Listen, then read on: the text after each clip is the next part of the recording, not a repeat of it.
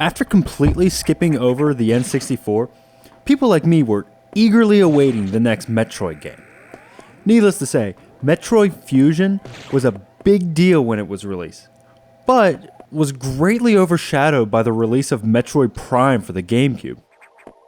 Both games were released on the same day, and while Fusion is a great game, it is not the groundbreaking game that Metroid Prime was. In the build-up for these games, I was actually more excited for Fusion than I was for Prime, as crazy as that may sound. Fusion was being billed as Metroid 4, while I was still kinda nervous about a first-person Metroid game. The game begins with Samus investigating planet SR388. There, she is exposed to the X Parasite, which infects her body. She is treated with samples of the Metroid baby from Metroid 2, but in doing so, Samus is given new Metroid-like powers. She is then sent to the BSL space station to investigate an explosion. There she finds many organisms infected with the X Parasite, among other surprises. The game is very different from any other Metroid game, while still being familiar to fans of the series. The game looks and feels like Super Metroid, maybe because it was developed by the same team. You move from screen to screen, shooting doors to open them, and battling enemies. If you are familiar with Metroid, then the game will feel as comfortable as a velvet sweatsuit. But when people talk about this game, they don't talk about the similarities. They mostly talk about the differences.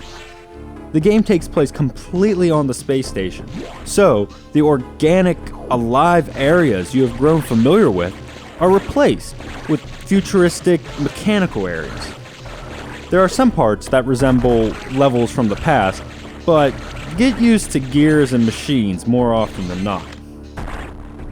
But the biggest change is hard to describe. When I think Metroid, I think open world that gives me the sense of isolation. That is gone from this game. The game is much more linear than any other Metroid game.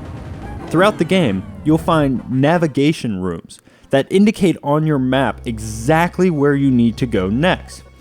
This really takes away from the feel that I get when I play other Metroid games. With a clear direction, the game is more of a get from one point to another and along the way find new power-ups, rather than being abandoned on a planet with no idea where to go. It is still fun finding secrets, but it just doesn't have the same feel. Also, added is something that I was not expecting, and that is a story. Normally, Metroid games just show you landing on a planet, and the rest is told through scans and hints.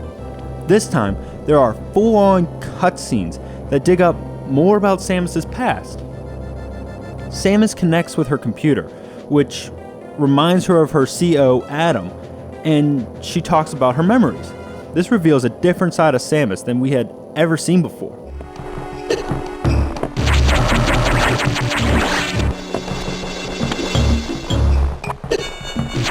Metroid Fusion is a very unique entry into the Metroid series, and should be enjoyed by anyone who loves the games. It is arguably the best controlling Metroid game, but the things that make it unique also hold it back from having what makes Metroid so special.